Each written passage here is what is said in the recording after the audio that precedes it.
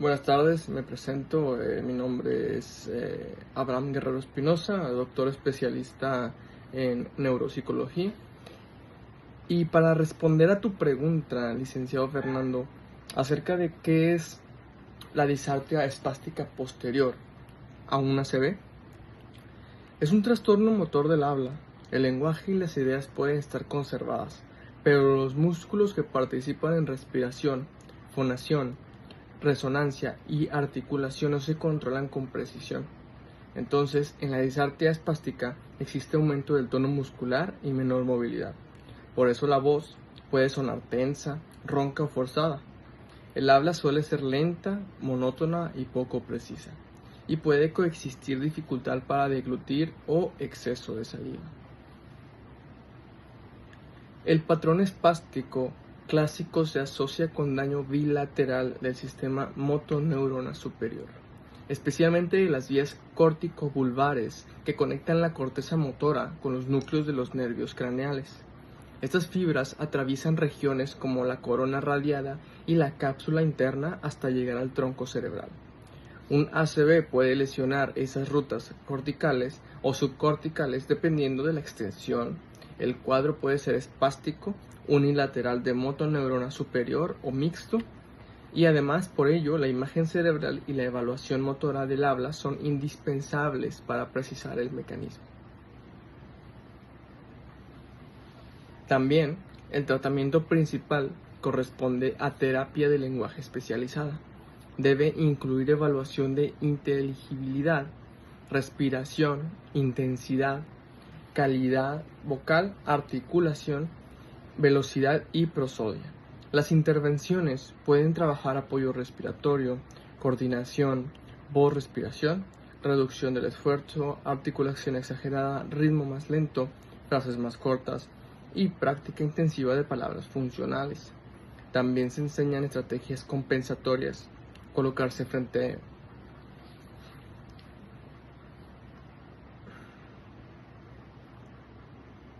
al interlocutor, disminuir ruido, confirmar el mensaje y usar escritura, tableros o dispositivos de comunicación cuando sea necesario.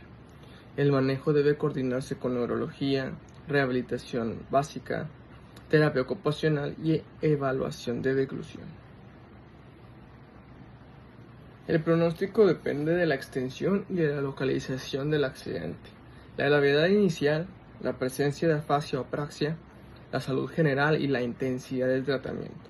Como el daño fue hace un año, la recuperación espontánea rápida ya es menor que en los primeros meses, pero la neuroplasticidad y el aprendizaje motor permiten continuar mejorando. Puede lograrse una comunicación más inteligible y eficiente, aunque no es posible prometer recuperación total.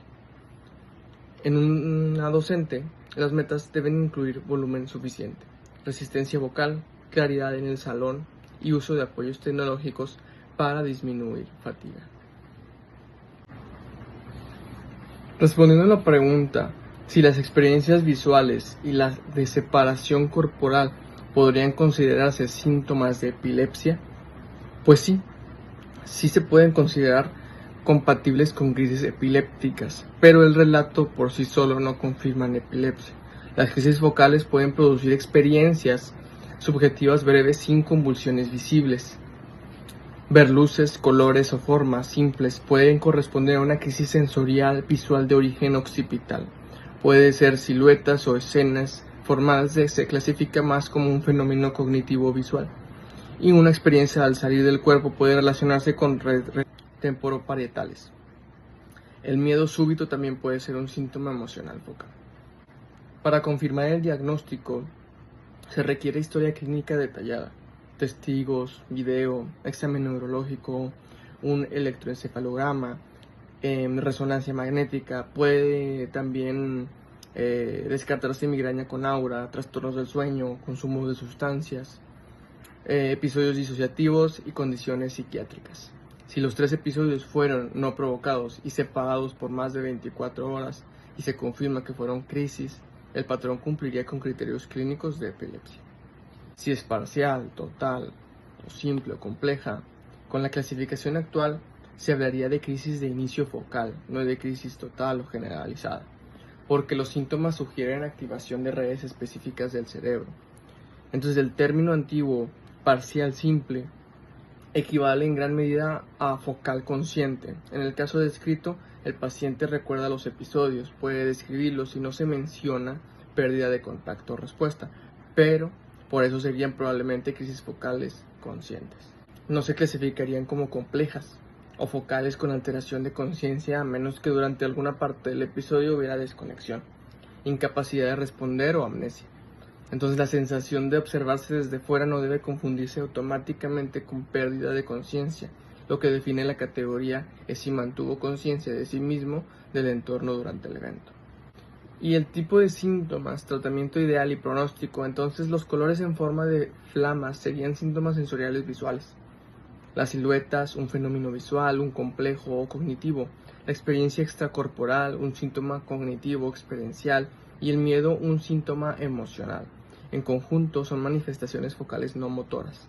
Sin embargo, una misma persona puede tener propagación de la actividad a varias redes, por lo que no es posible localizar con certeza el foco únicamente por la descripción.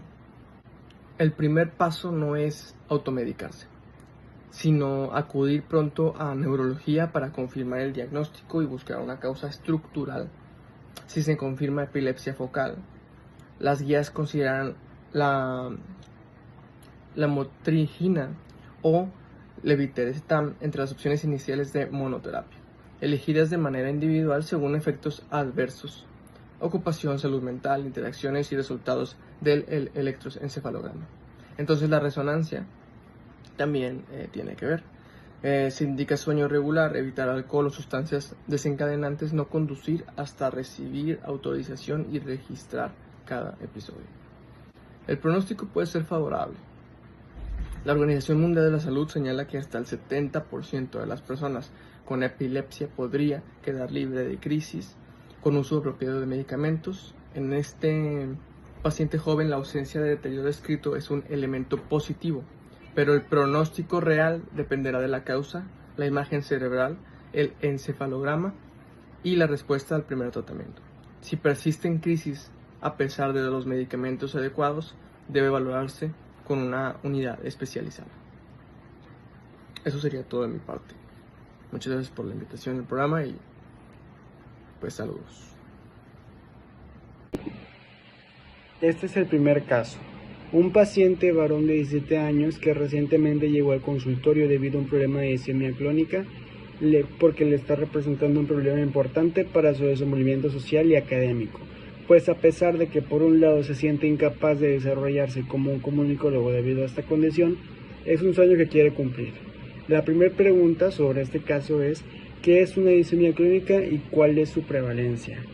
Pues una distimia clónica se refiere al malestar de que una persona tiene este trastorno del habla, el cual la principal característica es la repetición de las palabras. Por ejemplo, alguien que no tiene este trastorno diría necesito ir a la tienda, mientras que alguien que sí tiene este trastorno podría decir, repetir mucho necesito ir a la tienda. En pocas palabras, y bueno, su definición, su nombre más coloquial de ese trastorno vendría a ser la tartamudez. La prevalencia de ese trastorno es que principalmente se origina entre los 2 a los 6 años y representa el 10% de la población. Es más principal en varones, es más que nada en varones que en mujeres, y ya después de los 17 años es cuando se necesita sí o sí, que desde un inicio es recomendable, pero se necesita sí o sí la intervención de un profesional, ya sea ir a terapia de lenguaje, arreglar estos problemas y también pues revisar el lado emocional que es al que el joven le está dañando, o sea que pues ocupamos que hacer que este joven de 17 años mejore su autoestima. Que esto, vamos con la segunda pregunta, que dice: ¿qué requiere para que el paciente supere esta condición y pueda desempeñarse como un comunicólogo, si acaso es posible? Bueno, pues principalmente ir a terapia del lenguaje, como ya había establecido antes, ir a una terapia emocional, estar trabajando no solo pues que pueda pronunciar bien las palabras, estar ayudando a que ejercicios también de respiración, que le pueden ayudar a gesticular bien, y ahí con los profesionales que le ayuden, pero también revisar el lado emocional.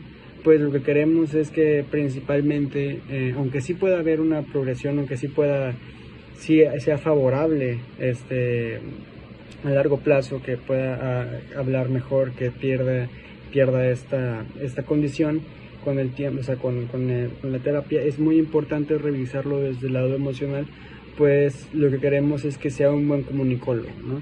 Y sí, puede que tal vez llegue a tartamudear en algunos casos, pero lo importante es pues que sea desde un punto más seguro, desde la seguridad de él, que esto le ayude a motivarse, a mejorar. Porque pues ha habido varias personas en la cultura popular que han tenido esta condición y pese a ella han sabido sobresalir, como el caso de un cantante que usó esta alteración para hacer una canción, no recuerdo cómo se llama, pero que ha sido muy popular y llega a ser una parte importante de la cultura pop. De eso se trata, más que nada mejorar el lado en cuestión de emocional, mejorar la autoestima, mejorar la seguridad de este joven, para que así pueda pues tener una mejor condición, y esto va a ayudar a que salga adelante con este trastorno del habla. Vamos con el caso número 5. A un paciente masculino de 35 años le diagnosticaron afasia nómica, después de tener un derrame cerebral mientras estaba participando en un congreso de psicología. Pregunta número 1. ¿Qué problemas o limitaciones en el lenguaje puede traerle al paciente esta condición? Pues la afasia nómica es el trastorno del habla en el cual el paciente va a tener problemas para recordar y poder comunicar los sustantivos, pues para decir los nombres de las personas, los nombres de las cosas, de los objetos. Por ejemplo, para nosotros puede ser muy fácil decir pásame el aromatizante, para esa persona pues va a decir pásame esa cosa, empieza a usar como muletillas, empieza a decirle a esa cosa, eso, a los objetos, o decirle, ¿te acuerdas de fulanito de tal, ¿no? Se le olvida el nombre de las personas, que para nosotros puede decir, ¿recuerdas a Brandon? Pues empieza a tener estas dificultades en nombrar los sustantivos, y pues sí, esa es la principal descripción de esto, de la dificultad para decirlo. Y bueno, empieza a hacer muchas pausas y muletillas como consecuencia. Y pues puede ser para esta persona más difícil comunicarse, más difícil tener una conversación, pues es muy difícil para ellos poder expresarse de una buena forma, de una forma correcta. La segunda pregunta es, ¿qué se puede hacer para ayudar a desarrollar aquellas habilidades lingüísticas perdidas y cuál es el pronóstico de una condición como esta? Bueno, obviamente se necesita la terapia del lenguaje. Es importante que se hagan ejercicios como el de empezar a recordar un poco los sustantivos, ayudarle a esa persona para que pueda empezar a describir, ¿no? Los rasgos semánticos, lo semántico. Por ejemplo, le podemos ayudar a que recuerde el nombre de una manzana por medio de varias descripciones que le podemos hacer. Ok, piensa en una fruta. Esta fruta es de color rojo, pero también puede ser verde. Es una fruta muy popular. Sí, pues se come a diario. Tiene semillas pequeñas. Tiene un tallito y la persona tiene que adivinar una manzana. O bien podemos enseñar una foto de algo y ayudarle a que nos explique, ¿no? Ayudar a que nos nombre qué es eso, la foto de la manzana más esto que acabo de escribir.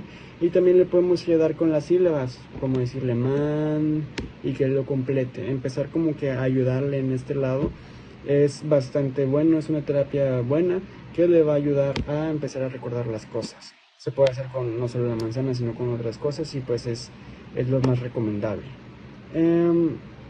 Mira bien, el nombre de esto es análisis de rasgos semánticos, es el nombre, la definición de lo que le podemos ayudar en terapia. Ahora bien, dice, ¿qué se puede hacer para ayudarle? ¿Cuál es el pronóstico con una condición como esta? El pronóstico es bastante bueno, pues puede que la persona se recupere casi todo por medio de esto, pero depende mucho del derrame, de qué tan serio fue el derrame cerebral de este paciente. Se tendría que ver, se tendría que revisar el caso, obviamente es caso por caso, pero el pronóstico es bueno y sin embargo pueden quedar secuelas para este trastorno de la asfasia anómica, pero sigue siendo un buen pronóstico con una correcta terapia del lenguaje, con el correcto apoyo, podemos resolver bastante este caso. Bueno, prosiguiendo con los casos, vamos a seguir con el caso número 3. Aquí vamos a hablar de los errores en los fonemas R, Y y la S. Este problema tradicionalmente se le conoce como dislalia y la dificultad para pronunciar, o mejor dicho, la dificultad para el fonema R se le llama rotacismo. La dificultad para la letra S es sigmatismo. Un dato importante a mencionar es que a la edad de 20 años, si todavía existe este problema, ya sería considerado como un error residual o persistente del habla. Las causas de estos problemas con los fonemas pueden ser funcionales o idiopáticas. Por ejemplo, puede ser mal aprendizaje al articular, dificultad en discriminación auditiva, ya sea que la persona no escuche bien y por ende de no escuchar bien, de tener pues alguna condición en el oído, no pueda entonces procesar bien las palabras y después decirlas. También está la representación fonológica imprecisa, coordinación motora insuficiente o hábito articulatorio mantenido. Entre las causas orgánicas tenemos pérdida auditiva, alteraciones dentales o de mordida, paladar hendido, frenillo lingual restrictivo, entre otras. Recordando así que cuando se habla de algo orgánico, estamos hablando de que está el problema y el porqué del problema o de la situación. Por ejemplo, está ese problema del fonema y es orgánico porque se originó de algo externo, por así decirlo, de algo que ocurrió, como por ejemplo una hendidura, alteraciones de mordida, por ese tipo de cosas más que nada. El pronóstico de este caso es que entre el 1 y el 2% de los adultos jóvenes mantienen todavía errores residuales y según la literatura muestra que adolescentes y adultos pueden mejorar con atención especializada. Este pronóstico también puede mejorar si el paciente produce el sonido de ayuda, también si practica de forma frecuente y si también hay una motivación constante. Si el origen es funcional, un tratamiento podría ser terapia articulatoria y fonológica. Un poquito sobre este proceso. Primero se le enseña a la persona a la posición correcta de la lengua, los labios y también sobre el flujo del aire. Se establecen sílabas, empiezan con frases primero, luego también entablando una conversación. Y como este error es de los fonemas, por ejemplo, como ya lo había mencionado, de la R y de la S, también se hacen discriminaciones auditivas y... Un momento. Sí, perdón. Bueno, retomando lo que estaba diciendo, como justamente el problema es de los fonemas, el de la R, el de la S y el de la Y, lo que hace es que se practica con sílabas, con palabras, para después llegar a frases y después conversaciones. Si estos errores son persistentes, se puede agregar lo que es un ultrasonido de lengua para entonces saber si está ocurriendo algo ya de forma más compleja. Ahora bien, si el origen es orgánico y si es que existe hipocausia, lo que se hace es una valoración audiológica y auxiliares auditivos. Si existe lo que es una maloclusión, se le recomienda una intervención odontológica u ortodóntica. Si hay una alteración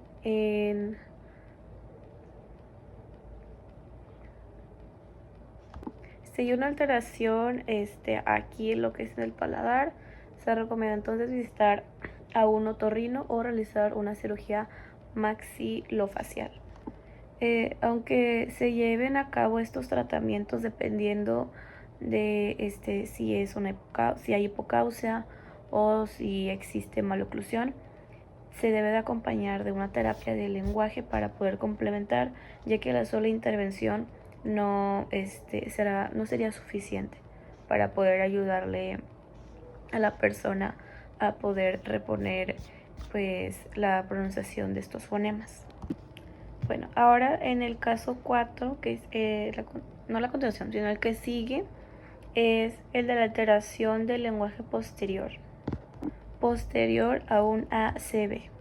Los rasgos de esta alteración del lenguaje es la comprensión relativamente conservada, dificultad desproporcionada para pronunciar palabras o frases, errores fonológicos o parafasias y esfuerzo por corregirse.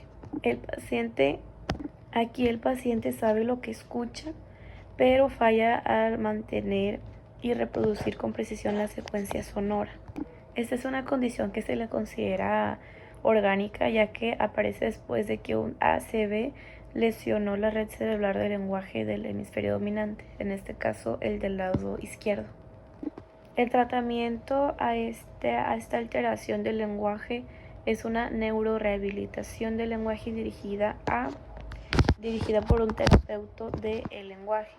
Esto después de haber evaluado comprensión, denominación, repetición, lectura, escritura, habla. Se trabajan secuencias fonológicas, representación gradual, lectura en voz alta, autocorrección, producción de frases. Aquí, igual como el primer caso, que la motivación era también una constante importante para que el paciente mejore, se recomienda también que haya familiares o colegas que sepan esperar, confirmar el mensaje de la actividad que estén haciendo para la terapia del lenguaje, por ejemplo, y ayudarlo o ayudarle en este caso. Pues como también se conocería que en el primer caso, en este tercer y cuarto caso, pues también lo que es el apoyo moral a la persona también influye bastante, no nada más las cosas técnicas. En cuanto al pronóstico de esta alteración del lenguaje, no existe como tal una cifra universal, ya que depende del método de la clasificación de la afasia, pero un estudio hospitalario comentó que personas con afasia posterior a un ACVC isquémico, solamente el 8.3% presentó el subtipo de conducción. El pronóstico suele ser favorable, ya que a diferencia de las afasias extensas, aquí en esta alteración del lenguaje la comprensión y la conciencia todavía están conservadas. Mencionó también que obviamente la recuperación también depende del tamaño y localización de la lesión, la edad, la gravedad y la cantidad de terapia. El objetivo que se espera para esta recuperación es una comunicación profesional efectiva, no tanto una restitución completa.